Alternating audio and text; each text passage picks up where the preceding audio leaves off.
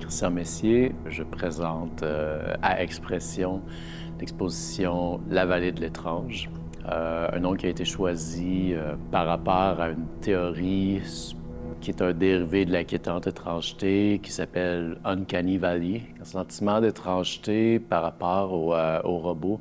Quand les robots essaient de représenter l'humain, il y a un niveau de réalisme où dès qu'il y a un petit détail qui cloche, le robot devient monstrueux.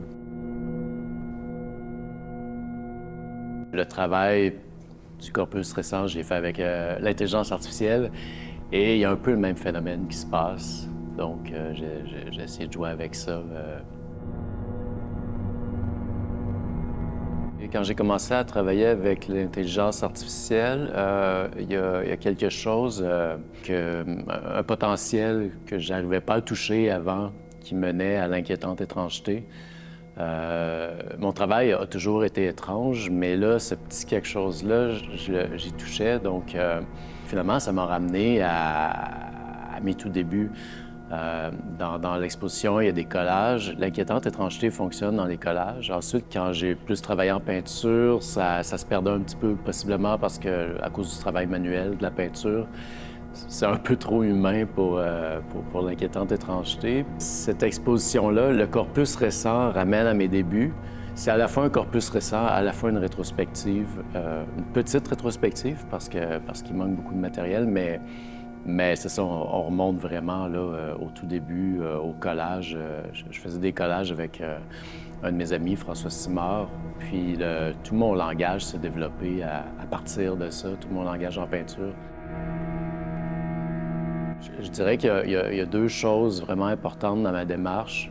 Puis ce serait, premièrement, la volonté de ne rien signifier. C'est-à-dire qu'il y a du sens dans les tableaux, mais c'est pas un sens qui est prédéterminé. Je veux faire des œuvres qui sont ouvertes.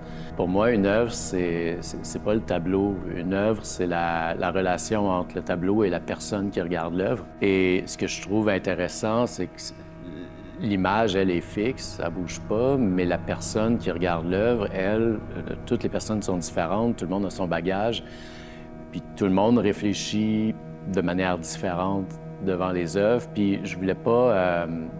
j'ai toujours refusé de trop orienter le regard. Je préfère que les gens comprennent pas ce qui se passe, puis qu'ils se fassent leur propre histoire, leur propre hypothèse. Puis, donc ça, c'est quelque chose qui est vraiment important pour moi. Donc, il n'y a jamais de symbolique, il n'y a jamais de message.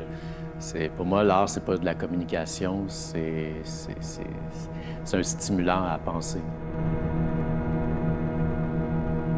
Puis l'autre chose, bien, c'est la présence humaine. Et pour moi, la présence humaine se lie, un petit peu comme dans la vraie vie. Les gens, par leur expression non verbale, dégagent quelque chose qu'on reçoit. On ressent autrui, on ressent les postures, on ressent les émotions des autres. C'est ce que je veux partager. Je veux pas partager quelque chose de précis, mais je veux que les gens soient affectés par les présences humaines, puis commencent à se créer du sens à partir de là. Dans les 20 dernières années, j'ai peut-être fait un tableau sans présence humaine, mais il y avait des chevreuils. mais ça a toujours été présent, puis c'est même pas volontaire, ça s'est fait naturellement.